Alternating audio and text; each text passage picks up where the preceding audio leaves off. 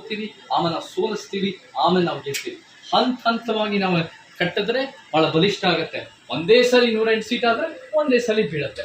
7 ಕೋಟಿ ಕರ್ನಾಟಕದವರು ಸೇರಿ ನಾವು ಯಾರು ಸರ್ವರಿಗೂ ಸಮಬಾಳು, ಸರ್ವರಿಗೂ ಸಮಬಾಳು.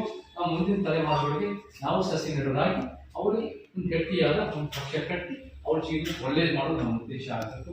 ಅದೇ ಸಂವಿಧಾನ ಹೇಳೋದು ಅಂತ ಹೇಳಿ ಇವಾಗ ನಿಮ್ಮಿಂದ ಅಭಿಪ್ರಾಯಗಳು, ನಿಮ್ಮಿಂದ ಸಲಹೆಗಳು, ಯಾವ್ದು ಪ್ರಶ್ನೆಗಳು ಬೇಕು ಮಾತನಾಡ್ತಾ ಇದ್ದೀವಿ. ಬಾಗಲಕೋಟೆ ಐಬಿ ಹತ್ರನೇ ಸುಡ್ಗಾಡ್ ಸಿದ್ಧ ಕಾಲನಿ ಇದೆ. ಸುಡ್ಗಾಡ್ ಬೆಂಗಳೂರಿನ ಸದಾಶಿವನಗರ ಡಾಲರ್ಸ್ ಕಾಲನಿಯಲ್ಲಿ ಅವ್ರನ್ನ ಸ್ವಲ್ಪ ಇಳಿಸ್ಬೇಕು. ಅವರು ನಮ್ಗೆ ಇವಾಗ ಸಂವಿಧಾನ ತಿಳಿಬೇಕು ಅಂದ್ರೆ ಏನು, ಸಮಾನತೆಯ ಸಮಾಜ ಕಟ್ಟಬೇಕು.